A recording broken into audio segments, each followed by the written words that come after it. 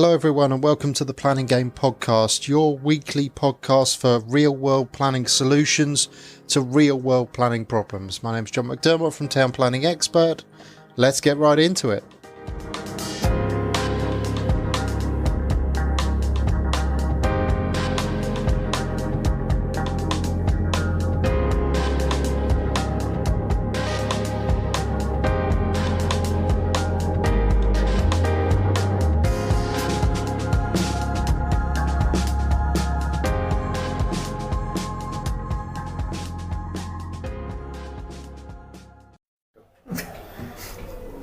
Okay, hi guys, it's John from Town Planning Expert, as I just said, and I'm with Karen and Senna Leighton from KSL Properties today. Reasonably experienced, to be fair, lots of buy-to-lets in a variety of different areas. Absolutely, and it's not the way I'd recommend it to anyone, and it's now a bit extinct as a portfolio, so I've got to readdress it, but I'm looking to going forward in a new direction. Cool. And that's why we're here now. Cool. And you've just come off the back, just done day 2 of the land and planning course. Not that I'm plugging that on my own podcast, but hell, why not? So you should, because it's been brilliant. Opened our eyes, burst our minds, and now don't know where to go. Well, we do, but... But that's often the thing. And Senna, you're in business yourself, so doing something different to property as I understand it, in a different area of the country to Mum. But so how have you got into property development? Where's that journey taken you, or has it all been Mum dragging you kicking and screaming? Absolutely, from day one. She's, don't lie. Dragged me. No, absolutely. It's been sort of watching Mum do it. Always known that it's been the industry and the place where real money is and appreciating assets. I actually went down the mortgage route to begin with, and I learned mortgages before I even knew about interest rates or anything. So sort of I've done it opposite, but it's sort of time to learn and get properly into it. Cool, absolutely. Now's the time. We're about to Brexit, where we don't know what's going to happen, and it could just turn out to be a buyer's market, couldn't it, really? Absolutely. So, mind's blown by land and planning. Lots of questions, I'm sure, so far away. And the point of, as people, hopefully listeners, remember from the last podcast we did, the whole point of this is basically a recorded consultation. It's a 1-to-1, or in this case a 2-to-1. I'm being mob-handed today. And your opportunity to ask me whatever questions you want. If you want to tell people where the site is, that's fine. If you don't, that's equally fine. And this is an adult podcast, so I will quite happily swear as much as I normally do, because I have planning-induced Tourette's, and I'm sure these two will as well. So, far away, guys. Where's it gone for you from today, and what do you want to ask? Where it's gone for me is so many different opportunities, all sound so good, and too many places or too many directions to go. How to focus, what to focus on. Obviously, you can't do everything, and don't want to start too big, but want to plan. What would you suggest to start with, to be looking to do now, and to be looking for longer term projects? So, whenever I talk to people about this, I talk about tortoise and hare strategy. So I talk about fast, easy, quick wins, and then I talk about longer term gains. So fast, easy, quick wins, like we've been discussing today, could be things like Class G permitted development, or it could be things like renovating houses, easy, quick flips. You're very experienced with single lets. You could look at bringing more single lets on the stream, that kind of thing. Yeah, nice, quick, fast, easy wins that keep cash flow running. Whereas cash flow, as we all know, is the lifeblood of business. Yeah, that cash flow keeps you alive. It's your life support system. From that, plotting out a development trajectory, so understanding where you want to be in 5 years' time and planning to get there. I'm a big believer in 5-year plans. I've run my business and my life for the last few years now on 5-year planning cycles. just finished off a 5-year plan, it's got me this far, and now we've just written a new one, and we know where that trajectory is going to take us in the next 5 years. So plotting a 5-year trajectory and understanding where you want to be, and that really, because you're joint business partners in this, that really should come from both of you. Both of your aspirations should be in that.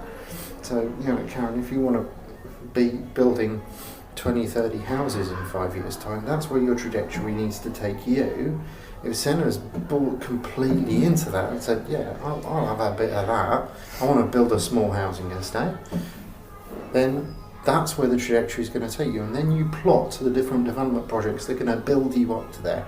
Ideally about 5 development projects in the 5-year pipeline for long term, starting with small 1 and 2, and then building up gradually. So 1 and 2, 4 to 6, 8 to 10, 10 to 15, and then finishing off 20 to 30 on the 5-year timescale.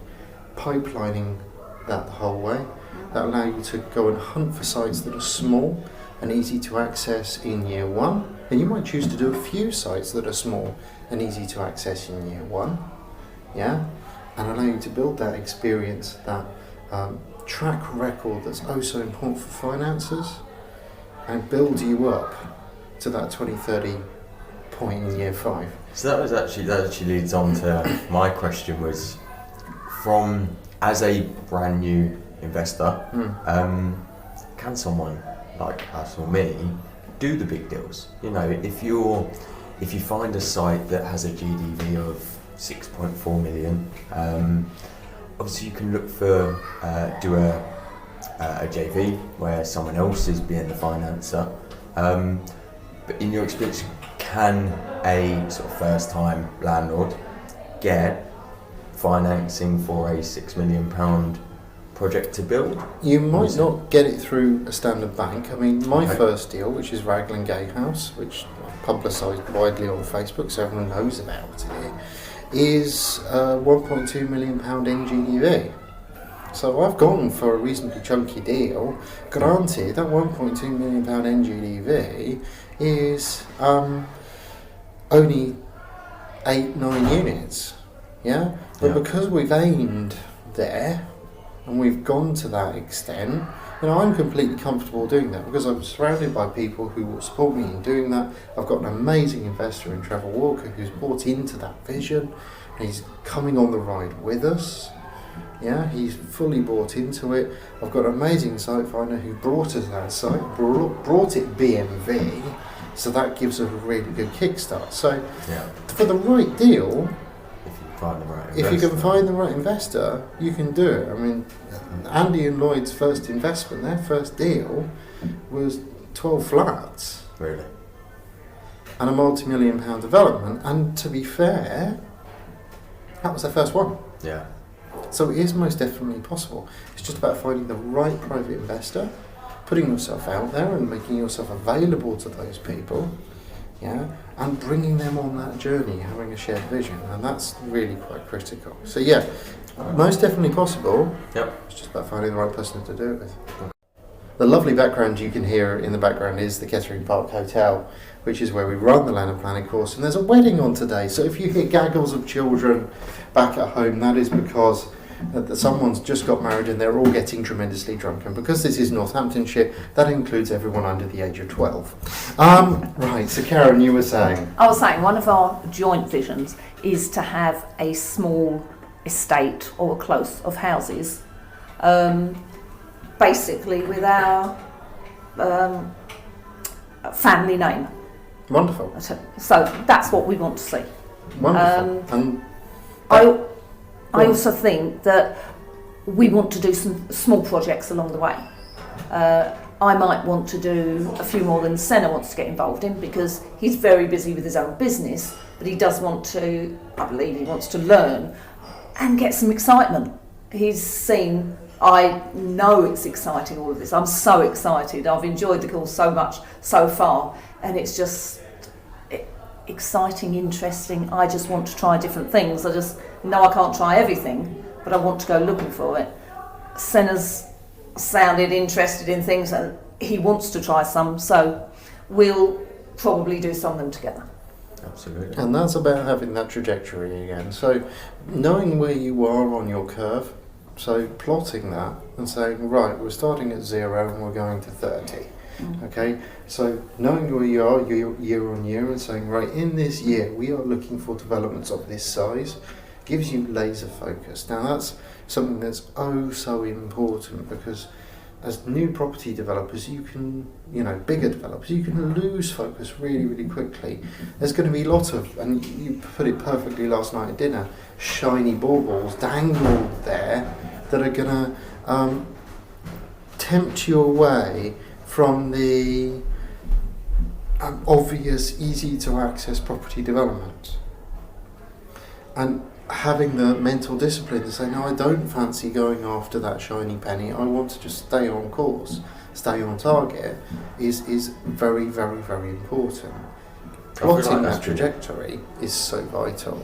I feel like that's been a huge lesson today, was focusing, or you can make the decisions you want, but focusing on the projects that you know what you can do, and you know what plan you're going to get, and you know your plan and structure to do, rather than, as you said, the shiny deal that, well, we could get this, we could get that, and keeping it simple. That's it. That's almost the fundamental lesson from day 2, is there is a lot of strategy out there, there's a lot of different ways of doing things, but if it's not consistent with what you want to do, then why do it? Andy uses the phrase, it doesn't make my boat go faster, I'm not interested. Yeah? If it doesn't make your boat go faster, if it's not on your course and on your trajectory, if it's not going to get you to the end goal, then why even bother? One reason is because it looks fun and exciting. True. So I've found a large block of offices that could be converted to resi, basically, or simply could be. And how far do I chase? Because I think it would be amazing if I managed to get that going.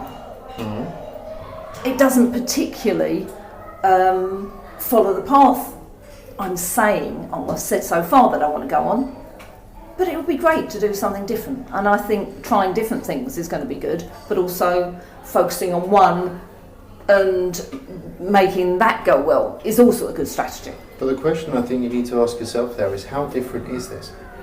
So you might have found a block of offices that will yield 20 units. Yeah, 20 units is right in line with your year 4 sort of trajectory. That's where you want to be in year 4, is finding that 20 unit deal. It might take you a year in negotiating that deal to tie everything up.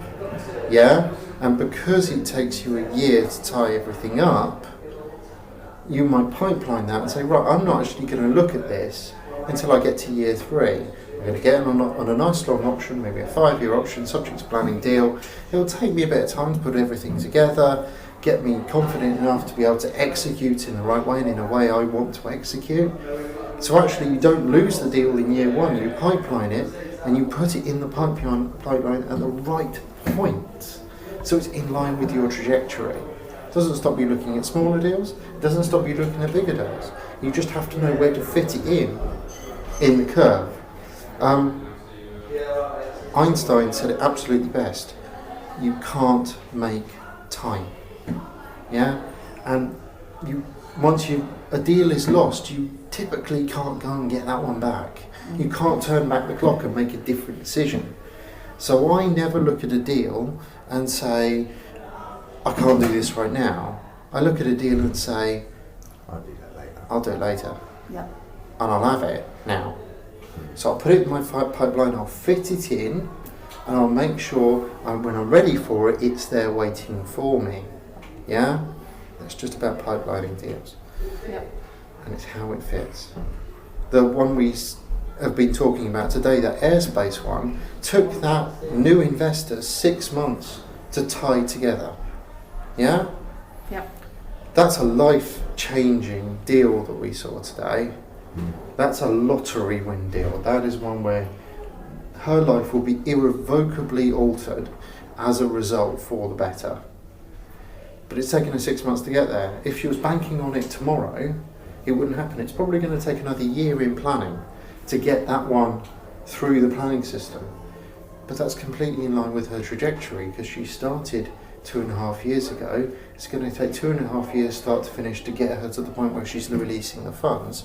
And in 5 years' time, she walks away from development with a lottery win, effectively, in terms of GDV. Mm. All planned, all focused. She can do other stuff in between because she knows where the end goal is. Out of interest, was she a new investor who came in, learned, and then just went for it, or was she experienced to a degree before? She was a new investor that came in, learned, pipelined, and went for the big deal, knowing full well that what she had to do was backfill from there. So that's where Senna was asking about the big deal that you were talking about. Can you go and do it? Well, if it takes time to get there. It also links in with, well, question is, did she, so I think she said she was paying them $1 million per unit. Is that on back end, or was that That's back end fund? That's back end loaded. Once it had all been built, all been cleared. Yeah, because every owner in that deal was a JV partner. Ah, right. So in their own individual building. They tied it together so it's back end loaded. Yeah. They're in the game, and they're in the game for the long haul because they know the win for them is that much bigger. Absolutely. So then all she needs to do is sort out the development funding. Correct. And then done. And then she is out of the back door and done. And there are plenty of people to go and fund development, which is nice and easy. Yeah. Absolutely. Anything else that's come out about from today? Because I know today's been a bit of a... You said your mind was blown in the first half day. Yes, but yesterday as well. Yeah, just the different ways of making money, of developing within looking at the planning side of things and all the permitted developments, the different ways, because I think we used to have, it used to be, oh well, you looked for B&V, you'd buy a property and you'd rent it out and you'd make money. That was investing in property. Now it's a whole different ball game, and it's now using clever skills and things I never knew about. So that's what I'm learning about. How to be clever, to be able to still make money even without your own money, to go forward. It's just mind blowing. But Senna had found a plot of land yesterday that belongs to the council. So it's like you were asking how to go ahead with that. So when dealing with council land, what you have to do is go and work with them. Now I know the council in question; they will remain nameless, but in people in planning circles, it's the Free and Independent Republic, okay? So you will know what I'm talking about. So when you go and talk to the Republic, you go and have a chat to their land officer, and you will go and talk to them about that bit of land. Now they will have to put it through a tender process in order to be able to release it for you. That's normal, that's standard. But what you want to understand from them is what they want. The people who normally win council tenders aren't the people who pay the most money. They're the people who get closest to the council's vision for that site, because the council want to be involved. They want to be in the game as part of the development. So they want to help shape their area. So in that case, you would go and have those discussions with him. You would go and open the door and say, right, Mr. Council Officer, you've got this bit of land. I know you want to do something with it. I know what your housing need is, and their housing need is fragging horrendous. But I know what your housing need is. Let's work together and get this sorted out. Yeah. They will then put together a specification for it. You will then match that specification and hopefully win the day. That's what you do, is you work with the council right from the outset. Yeah? Once you've done that process and you've got hold of that piece of land, then it's a simple planning process. You're running through the planning permission in policy compliance. You are effectively doing what the council tell you to do. And because you're doing what the council tell you to do, you should be fine. Okay. And with the value of the property, you're saying that it's not necessarily the person who pays the most. Is it, so obviously it's got to be tendered and they have to be seen to try and get the most value from the property. Where's the sort of buffer that? Is there a limit that, right, they can go down to a percentage, or is it that what's the value that's putting on the area? They will go to the district valuer typically to get a value. They're not valuers themselves. They will go to a RIC surveyor and ask the question, what is this land worth? Okay. They will look at your numbers and establish for themselves whether or not they can make the development work or not. So the reality is that you can still present an offer back to them and say, look, I can only afford to pay this. Yeah. This is all that it's worth to me as this piece of land. It's not going to be worth any more and it's not going to be worth any less. It is going to be this. The thing with councils is you have to be religiously honest, because if you're not, the council will turn around and say you're fudging your figures. Yeah. We don't want you to be in that position. So you want to just be very honest and very open with them in an open book exercise. Be open with them about aspiration, and once you've done all of that, you should be in a very powerful position to actually get a formal development to work. Okay. Alright, Appreciate it. cool. Anything else from today? I know you're both knackered because it's been a long day, and Absolutely. tomorrow we've got more to do. So Looking forward that's to the it. thing with land and planning is we don't let them have a break. It's relentless for us as presenters and for you guys as mentees on it, really. What are you looking forward to tomorrow? Tomorrow's your practical day. It's planning application day. So What concerns me about planning application, well, even before that, is you see a plot of land and you're sort of guessing, what do you think can go on it? Now, okay, I haven't been trained as a planner, but how do I get an idea of what can go into that plot of land, whether it can be flats or not, or houses, and then how you plan it away from the distance away from this house to the back of the gardens and from each other. Would an architect know all that? an Would they just architect be- will design what you've asked them to design. Okay, so they won't know the regulations. Well, they'll know the regulations, but they will ultimately design what you ask them to draw. Okay. Right? Good architects will tell you this won't work. Yeah. Bad architects will say, all right, Here's your picture. here's a picture. Yeah. Right? The path of least resistance is always to copy that character. So if you've got an adjoining character and it's all houses and they're all got back garden depths of 10 metres and they're all of a certain height, your path of least resistance, your straight away answer is to copy your neighbour. Yeah. The planning authority will reward you for copying your neighbour's answers. It's the only academic discipline where plagiarism is legal. Right? So go and copy your neighbour's answers, because you ultimately make it very difficult for the planning authority to say no to that. Right? Once, if you're dealing with a piece of brownfield land that they've said is in the brownfield land register, they will give you a number of dwellings they want to achieve on that brownfield land register. And then it's about common sense. It's about, if the land is only 1,000 square metres in size, but they're saying they want 32 dwellings on it, that's likely going to be flats rather than houses, because you can't get 32 dwellings in 1,000 square metres. Right. Right, you can only get them in a tower. Again, going back to previous decisions on that site will also gear you in terms of what you can and can't achieve, using that history that we've been talking about yesterday, where we go back and say, okay, we've got a history that says, like the one we saw in Plymouth on the Brownfield register yesterday, it's on the register for 78 units, and we found out yesterday those 78 units are an approved 15-storey tower block. We're going to be building a 15-storey tower block, you know? Yeah. That's what you're going to do, because that's what it's got approval for. And that then gears you as to what you do on an adjoining site, because if they've allowed it there, then why wouldn't they allow it next door?